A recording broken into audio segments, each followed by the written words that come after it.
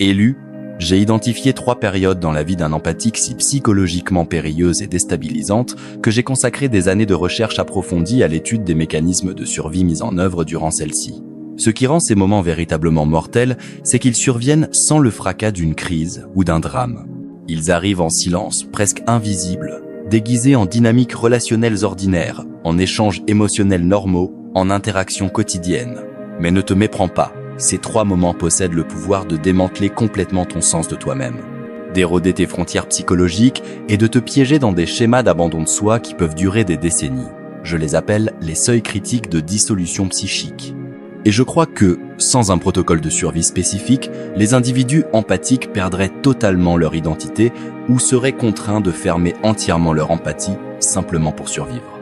Aujourd'hui, nous allons identifier ces 3 moments mortels, comprendre pourquoi ils sont si dangereux et surtout apprendre le protocole de survie précis que j'ai développé pour les traverser sans te perdre toi-même dans le processus. Moi, j'ai compris quelque chose que la plupart des psychologues de mon époque ont complètement manqué. Certaines structures de personnalité font face à des menaces existentielles uniques qui n'ont rien à voir avec les maladies mentales traditionnelles. Né en 1875 en Suisse, j'ai d'abord travaillé aux côtés de Sigmund Freud, mais j'ai fini par rompre pour développer ma propre approche révolutionnaire de la psyché humaine. Mon travail sur les types psychologiques, l'inconscient collectif et le processus d'individuation a créé un cadre entièrement nouveau pour comprendre la conscience humaine. Mais c'est mon travail clinique avec ce que j'appelais les types sentiments et les intuitifs introvertis qui m'a conduit à identifier ces 3 moments mortels.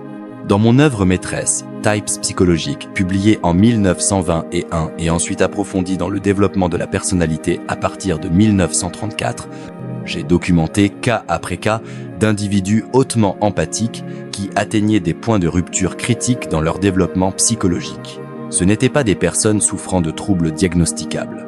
C'étaient des individus hautement fonctionnels, profondément compatissants, qui avaient atteint ce que j'appelais des seuils de connaissance insupportables. Ce que j'ai observé dans ma pratique à l'hôpital psychiatrique Burgelsli, puis dans ma clinique privée, était un schéma récurrent.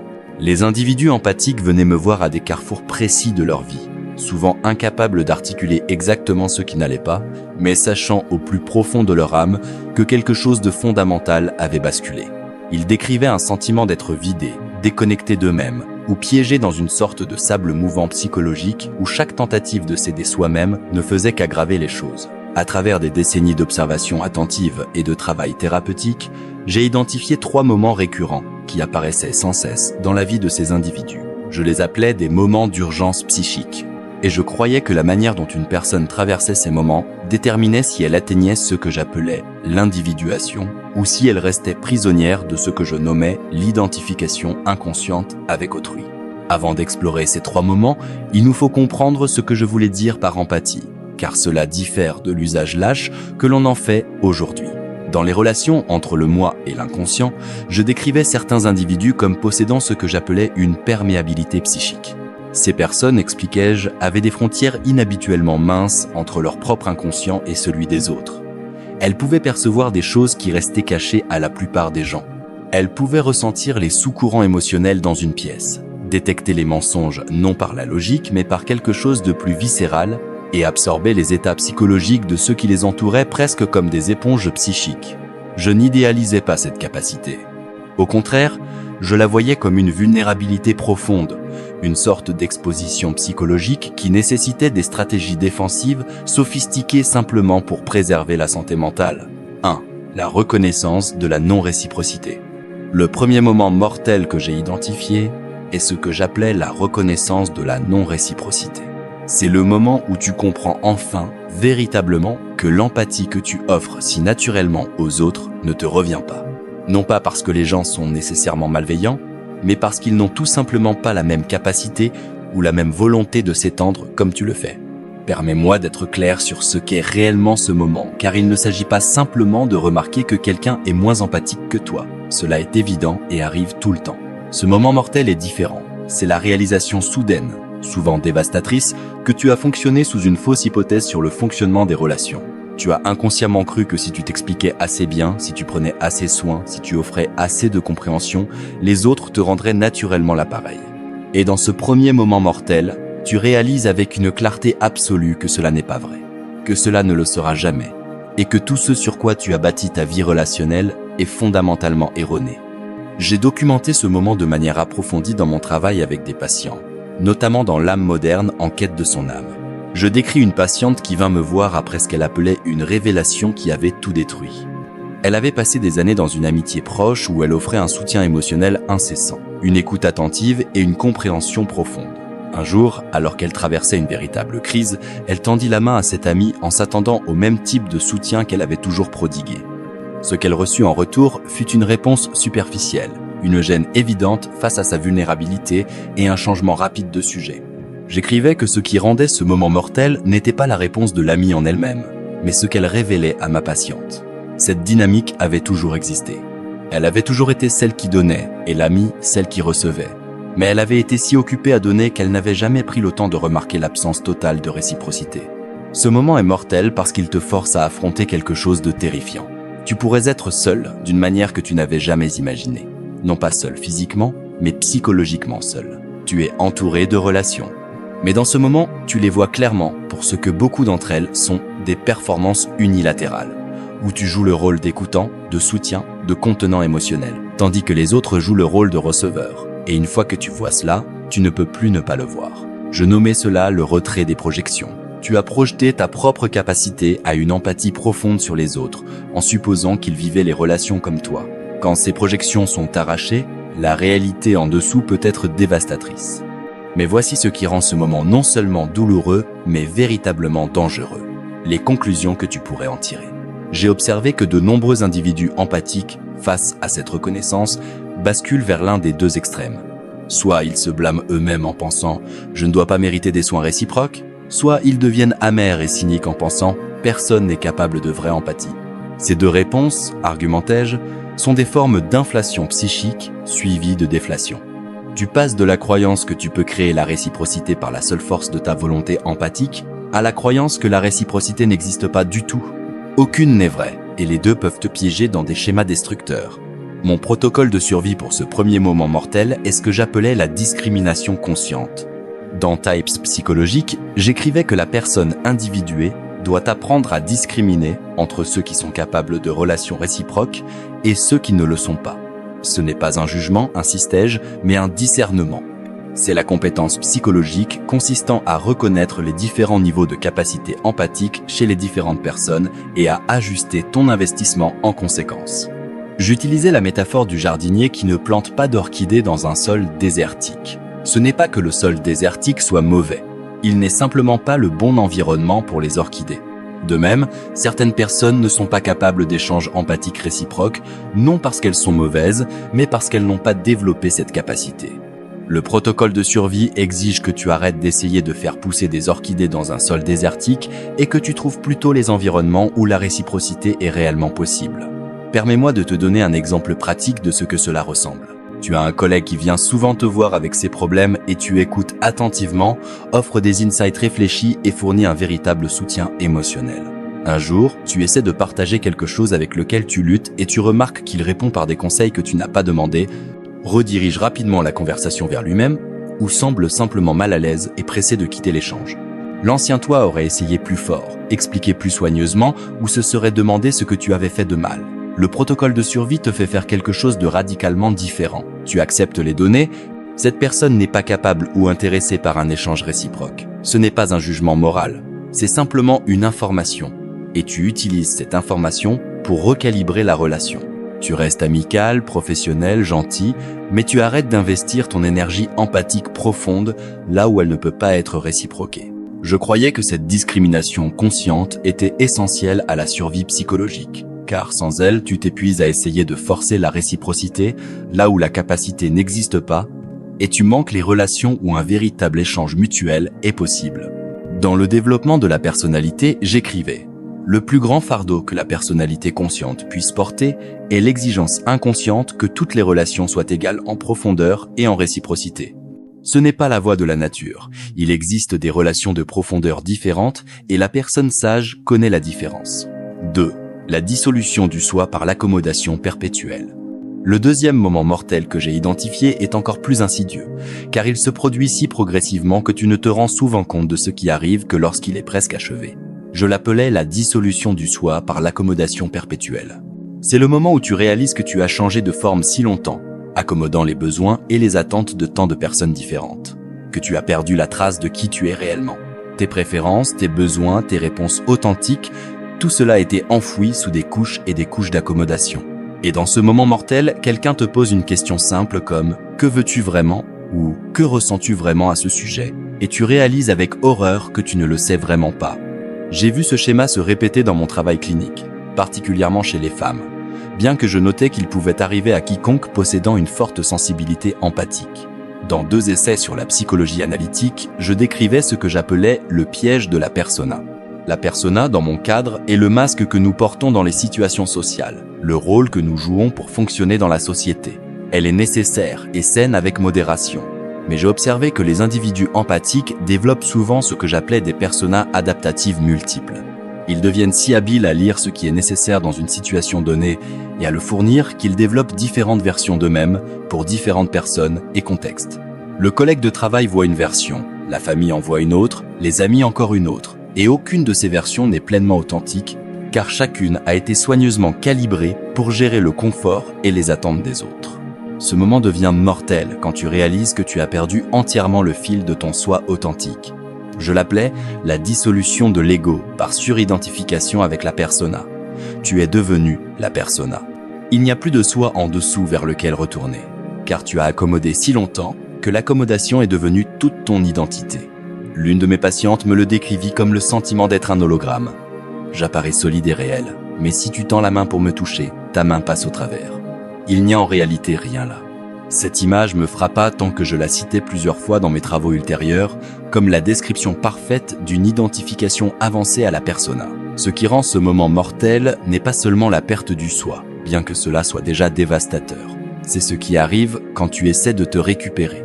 Car une fois que tu réalises que tu as accommodé, ton instinct pourrait être d'arrêter complètement, de te rebeller contre toutes les façons dont tu as changé de forme.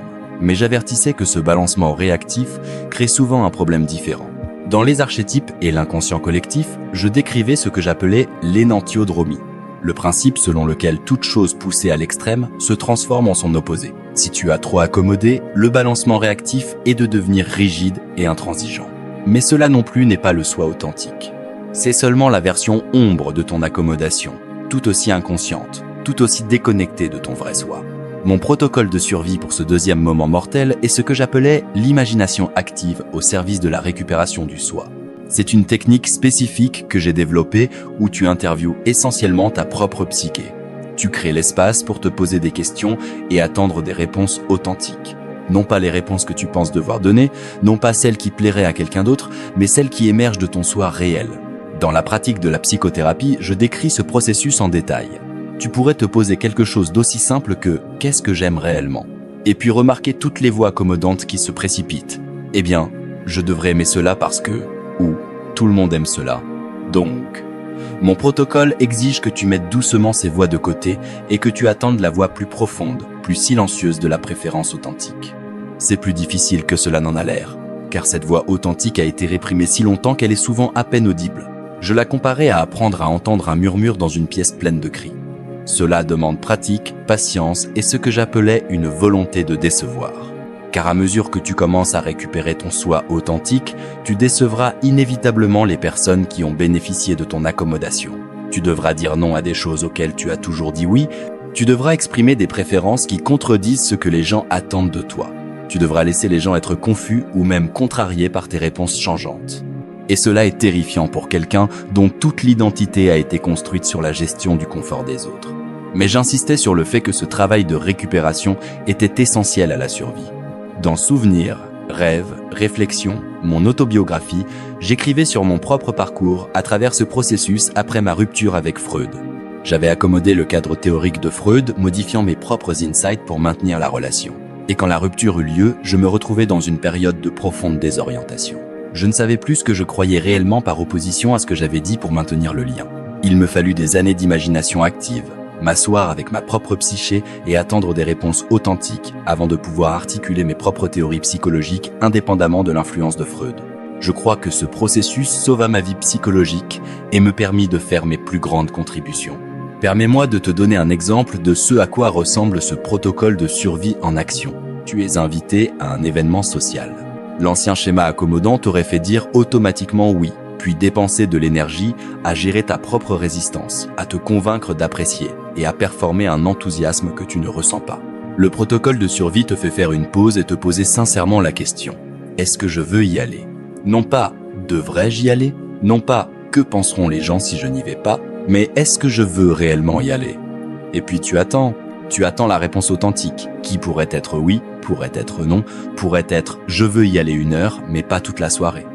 Et quelle que soit cette réponse authentique, tu l'honores. Tu pratiques de décevoir les gens quand c'est nécessaire. Tu pratiques de laisser les gens être confus par tes schémas changeants. Tu pratiques de faire confiance que les relations qui valent la peine seront capables de s'adapter à ton soi authentique. 3. La reconnaissance de la solitude fondamentale. Le 3e moment mortel que j'ai identifié et peut être le plus écrasant spirituellement et psychologiquement de tous. Je l'appelais la reconnaissance de la solitude fondamentale. Cela est différent de la solitude de la non-réciprocité dont nous avons parlé plus tôt. C'est le moment où tu réalises que, peu importe à quel point quelqu'un t'aime profondément, peu importe à quel point la réciprocité est réelle, il ne comprendra jamais pleinement ton expérience intérieure. Il existe un fossé infranchissable entre ta conscience et la leur, et tu passeras toute ta vie fondamentalement seul à l'intérieur de ta propre psyché. Pour les personnes empathiques, cette réalisation est particulièrement dévastatrice, car tu as passé toute ta vie à croire que la compréhension profonde est possible. Tu as travaillé si dur pour comprendre les autres complètement, et tu as inconsciemment cru que ce niveau de compréhension pouvait être rendu. Et dans ce moment mortel, tu réalises que cela ne peut pas l'être. J'ai exploré ce concept de manière approfondie dans mes travaux ultérieurs, particulièrement dans L'inconnu de soi, publié en 1957. J'écrivais « L'individu n'est pas seulement un être singulier et séparé, mais aussi par nature, un être social. En tant qu'être séparé, il est absolument seul. Et plus il devient conscient de sa propre nature, plus cette solitude se révèle. Je n'étais pas nihiliste ici. Je décrivais ce que je considérais comme une vérité fondamentale de la conscience. L'expérience subjective de chaque personne est ultimement inaccessible aux autres. Nous pouvons empathiser, nous pouvons imaginer, nous pouvons nous approcher de la compréhension, mais nous ne pouvons jamais réellement habiter la conscience d'une autre personne. Pour la plupart des gens, c'est un point philosophique abstrait. Mais pour les individus empathiques, cela frappe différemment. Tu as bâti toute ta structure psychologique sur la capacité à comprendre profondément les autres. Tu peux ressentir ce qu'ils ressentent, percevoir ce qu'ils ne disent pas, intuiter leurs besoins et motivations, et tu as inconsciemment supposé que les autres pouvaient faire de même pour toi si tu les aidais assez, si tu expliquais assez bien, si tu leur montrais comment. Ce 3e moment mortel est quand tu réalises qu'ils ne le peuvent pas. Non parce qu'ils ne s'en soucient pas, non parce qu'ils n'essaient pas, mais parce que la nature subjective de la conscience rend la compréhension complète impossible. J'ai vu des patients atteindre ce moment et tomber dans ce que j'appelais le désespoir existentiel. Si la compréhension complète est impossible, à quoi bon la connexion? Si nous sommes tous ultimement seuls à l'intérieur de notre propre conscience, à quoi bon les relations? Certains de mes patients décrivaient le sentiment d'être dans une boîte de verre, capable de voir les autres, mais jamais véritablement de les toucher ni d'être touchés par eux. D'autres le décrivaient comme parler une langue que personne d'autre ne pouvait pleinement comprendre, peu importe leurs efforts de traduction. Je prenais ces descriptions au sérieux parce que je l'avais moi-même vécu. Dans souvenirs, rêves, réflexions, j'écrivais sur des périodes de profond isolement où je ressentais le fossé infranchissable entre mon expérience intérieure et la capacité de quiconque à la comprendre. Ce qui rend ce 3e moment mortel, c'est qu'il peut conduire à ce que j'appelais le retrait psychique. Si la compréhension profonde est impossible, pourquoi essayer? Pourquoi t'étendre? Pourquoi rester ouvert et vulnérable? La tentation est de te fermer, d'arrêter d'essayer de te connecter, de te retirer dans la seule conscience que tu peux vraiment connaître, la tienne. Je voyais cela comme une forme de mort psychologique, ce que j'appelais une individuation prématurée. La vraie individuation, à mon avis, exigeait à la fois la reconnaissance de la solitude fondamentale et le choix de se connecter quand même. Mais arriver à cette position nécessite de traverser le moment mortel où la solitude se révèle pour la première fois. Mon protocole de survie pour ce 3e moment mortel est ce que j'appelais l'acceptation du paradoxe. Dans Mysterium Coniunctionis, l'une de mes œuvres finales et les plus complexes, j'argumentais que la maturité psychologique exige de tenir les paradoxes sans chercher à les résoudre. Le paradoxe ici est le suivant. Tu es fondamentalement seul dans ta conscience et une connexion authentique reste possible et porteuse de sens. Les deux sont vrais simultanément. Le protocole de survie exige que tu arrêtes d'essayer de résoudre ce paradoxe et que tu apprennes plutôt à vivre à l'intérieur de lui. Je décrivais cela comme un passage de la recherche d'une compréhension complète à l'appréciation de la compréhension partielle. Au lieu d'être dévasté que quelqu'un ne puisse pas te comprendre pleinement, tu apprécies la compréhension qu'il peut offrir. Au lieu d'abandonner la connexion parce que la communion parfaite est impossible, tu valorises la communion imparfaite qui est possible. J'utilisais la métaphore de deux personnes sur les rives opposées d'une rivière. Elles ne peuvent jamais occuper la même rive, mais elles peuvent se faire signe, s'appeler à travers l'eau, même trouver des moyens d'envoyer des messages. La connexion est réelle, même si le fossé demeure. Permets-moi d'illustrer à quoi ressemble pratiquement ce protocole de survie. Tu partages quelque chose de profondément important avec quelqu'un que tu aimes. Tu sens qu'il ne saisit pas pleinement. Il essaye, il écoute. Mais il y a un fossé entre ton expérience et sa compréhension de celle-ci. L'ancien toi aurait essayé plus fort d'expliquer, aurait ressenti de la frustration face au fossé ou aurait conclu que la relation était inadéquate. Le protocole de survie te fait faire quelque chose de différent. Tu apprécies la compréhension qui est présente tout en acceptant le fossé.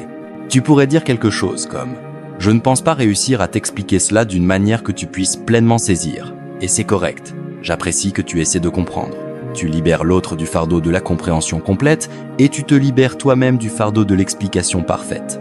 Ce protocole de survie exige aussi ce que j'appelais la compagnie de soi. Si tu es fondamentalement seul dans ta conscience, tu dois devenir une bonne compagnie pour toi-même. Tu dois développer une relation avec ta propre psyché assez riche et nuancée pour te soutenir. Dans les relations entre le moi et l'inconscient, je décrivais cela comme le développement de ce que j'appelais le dialogue intérieur. Tu apprends à témoigner de ta propre expérience avec intérêt et compassion. Tu deviens curieux de tes propres réactions, généreux avec tes propres luttes, appréciatif de ta propre complexité. Tu arrêtes d'abandonner toi-même à la poursuite d'une compréhension extérieure et tu te fournis à toi-même la compréhension que tu recherchais chez les autres. Je croyais que cette compagnie de soi n'était pas du narcissisme, mais une nécessité. Dans Type psychologique, j'écrivais « Celui qui regarde dehors rêve, celui qui regarde dedans s'éveille ». Le protocole de survie pour le troisième moment mortel exige cet éveil, ce retournement vers l'intérieur, non comme une fuite de la connexion, mais comme un fondement pour une connexion durable. Car quand tu as accepté ta solitude fondamentale et appris à être une bonne compagnie pour toi-même, tu peux te connecter aux autres depuis un lieu de plénitude plutôt que d'un besoin désespéré. Tu ne cherches pas quelqu'un pour te compléter ou te comprendre pleinement. Tu cherches une compagnie le long de chemins parallèles. Des compagnons de voyage qui sont eux aussi fondamentalement seuls, mais prêts à marcher à tes côtés quand même. L'empathie tempérée, fruit de la survie. Voici ce que j'ai observé chez les personnes qui traversent avec succès ces trois moments mortels. Elles émergent avec ce que j'appelais une empathie tempérée. Cela est différent de l'empathie brute et déséquilibrée avec laquelle elles avaient commencé. L'empathie tempérée est une empathie qui a été affinée dans le feu de ces moments mortels. C'est une empathie qui inclut la protection de soi, le discernement et des attentes réalistes. Dans le développement de la personnalité, j'écrivais que cette empathie tempérée est en réalité plus précieuse que l'empathie naïve, car elle est durable. Elle ne mène pas à l'épuisement ni à l'amertume. Elle te permet de rester ouvert et attentionné tout en maintenant ton intégrité psychologique. Je décrivais cette empathie tempérée comme ayant plusieurs caractéristiques clés. Elle est sélective. Tu n'étends pas une énergie empathique profonde à tout le monde de manière égale. Tu pratiques la discrimination consciente du premier protocole de survie. Elle est bordée de limites. Tu restes en contact avec ton soi authentique, même en comprenant les autres. Tu pratiques la récupération du soi du deuxième protocole de survie. Elle est réaliste. Tu apprécies la compréhension partielle et la connexion imparfaite tout en acceptant la solitude fondamentale. Tu pratiques l'acceptation du paradoxe du troisième protocole de survie. Je croyais que les personnes qui développent cette empathie tempérée deviennent ce que j'appelais des guérisseurs blessés. C'est un archétype que j'ai exploré de manière approfondie dans la psychologie du transfert. Le guérisseur blessé est quelqu'un qui a été véritablement blessé, qui a affronté un véritable danger psychologique, mais qui a transformé cette blessure en sagesse. Il peut aider les autres, non depuis un lieu d'optimisme naïf, mais depuis un lieu de compréhension durement acquise. Il connaît les moments mortels parce qu'il les a survécus, et sa survie fournit une carte pour les autres. Permets-moi de tout rassembler avec quelque chose que j'ai écrit tard dans ma vie et qui, je pense, capture l'essence de ces protocoles de survie. Dans une lettre publiée, j'écrivais à un patient luttant contre un débordement empathique. Tu ne peux sauver personne. Tu peux seulement éclairer le chemin par ton propre exemple. Et pour éclairer le chemin, tu dois d'abord survivre toi-même à l'obscurité. Ces moments que tu vis, aussi terribles soient-ils, sont des initiations. Ils t'initient à un soi authentique, à des relations réalistes, aux paradoxes profonds de l'existence humaine. N'essaie pas de les contourner. Ne t'engourdis pas face à eux. Traverse-les avec autant de conscience que tu peux en supporter. Et de l'autre côté, tu te trouveras véritablement transformé. Tel est mon message ultime sur ces 3 moments mortels. Ils ne sont pas des aberrations à éviter ou des pathologies à corriger. Ce sont des initiations à la maturité psychologique. La reconnaissance de la non-réciprocité t'initie au discernement. La dissolution du soi par l'accommodation t'initie au soi authentique. La reconnaissance de la solitude fondamentale t'initie à une connexion réaliste et à la compagnie de soi. Chaque moment mortel, quand il est traversé avec conscience et le protocole de survie approprié, devient un seuil vers une version plus intégrée, plus individuée de toi-même. Mais j'avertissais aussi que ces moments peuvent en effet être fatals s'ils sont traversés inconsciemment. Dans les archétypes et l'inconscient collectif, j'écrivais sur ce que j'appelais la mort psychique, qui est différente de la mort physique mais tout aussi dévastatrice. La mort psychique est quand quelqu'un est vivant physiquement mais mort psychologiquement. Il passe par l'émotion de la vie, mais a perdu la connexion à son soi authentique, sa capacité à une relation authentique, son sens du sens et du but. Je croyais que les individus empathiques qui affrontent ces 3 moments mortels sans protocole de survie finissent souvent dans cet état de mort psychique. Ils soit ferment complètement leur empathie, devenant durs et défendus, soit restent dans des schémas d'abandon de soi qui érodent lentement leur sens du soi jusqu'à ce qu'il ne reste plus rien. C'est pourquoi j'insistais sur l'importance de la conscience durant ces moments. Tu dois savoir ce qui se passe pendant que cela se passe. Tu dois reconnaître, je suis dans le premier moment mortel, où c'est la dissolution du soi dont je parlais, où j'affronte la reconnaissance de la solitude fondamentale. Nommer le moment te donne du pouvoir sur lui. Cela te permet d'appliquer consciemment le protocole de survie plutôt que de réagir inconsciemment par peur ou douleur. J'insistais également sur l'importance du témoin durant ces moments. Dans la psychologie de l'inconscient, j'écrivais sur la nécessité d'avoir quelqu'un qui puisse tenir l'espace pour ton processus sans essayer de le réparer ou de t'en dissuader. Cela peut être un thérapeute, un ami de confiance ou même une relation avec ton soi supérieur à travers des pratiques comme le journaling ou la méditation. Le témoin ne résout pas le moment mortel pour toi, mais il t'ancre pendant que tu le traverses. Il te rappelle que ce que tu vis est réel, valide et supportable. Je veux conclure avec une histoire que j'ai racontée dans Souvenirs, Rêves, Réflexions sur ma propre traversée de ce que j'appellerais un moment mortel. Après ma rupture avec Freud, j'entrais dans ce que j'appelais ma confrontation avec l'inconscient. Une période de tumulte psychologique intense qui dura plusieurs années. J'expérimentais des visions, entendis des voix et remis en question ma propre santé mentale. J'affrontais les 3 moments mortels simultanément. La reconnaissance que ma relation mentor-élève avec Freud n'avait jamais été réciproque, la réalisation que j'avais accommodé les théories de Freud au détriment de mes propres insights, et l'isolement profond de développer des idées que personne autour de moi ne pouvait comprendre. Je qualifiais plus tard cette période de la plus dangereuse de ma vie. Non à cause de menaces extérieures, mais à cause de la dissolution intérieure que je vivais. Ce qui me sauva, écrivais-je, fut ma décision d'engager consciemment le processus plutôt que d'essayer de lui échapper. Je développais une technique d'imagination active spécifiquement pour traverser cette période. Je créais le livre rouge, où je documentais mes visions et mes dialogues avec mon inconscient. Je maintins mes routines quotidiennes et mon travail professionnel, même en subissant une transformation intérieure profonde. Et de manière cruciale, je fis confiance qu'il y avait un sens dans le chaos, que j'étais initié à quelque chose plutôt que de simplement m'effondrer. Des années plus tard, je pouvais regarder en arrière et voir que cette période mortelle avait été nécessaire au développement de mes idées les plus importantes. Les protocoles de survie que je développais pour moi-même devinrent les protocoles de survie que j'offris à mes patients. Donc, si tu es actuellement dans l'un de ces 3 moments mortels, si tu reconnais la non-réciprocité, si tu ressens la dissolution du soi, ou si tu affrontes la solitude fondamentale, sache que tu ne perds pas l'esprit.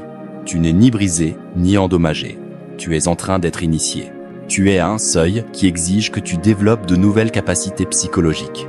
Le discernement, le soi authentique, la connexion réaliste, la compagnie de soi. Ces capacités ne sont pas faciles à développer. Le processus sera inconfortable, parfois même insoutenable. Mais je croyais qu'il était absolument possible de survivre à ces moments et d'émerger plus entier, plus individué, plus véritablement toi-même qu'avant. Les protocoles de survie que j'ai développés ne sont pas des solutions rapides ni des techniques simples. Ce sont des cadres pour une navigation consciente d'un terrain psychologique véritablement difficile. Ils exigent du courage, de la patience et une volonté de rester présent face à l'inconfort. Mais il fonctionne. Mes décennies d'expérience clinique l'ont prouvé. Et les vies transformées de ceux qui ont traversé ces moments mortels consciemment le prouvent. Tu peux survivre à cela. Tu peux traverser ces initiations et émerger de l'autre côté avec une empathie tempérée, un soi authentique et la capacité à une connexion authentique qui honore à la fois ton don d'empathie et ton besoin d'intégrité psychologique. Souviens-toi, tu ne meurs pas, tu es en train d'être initié.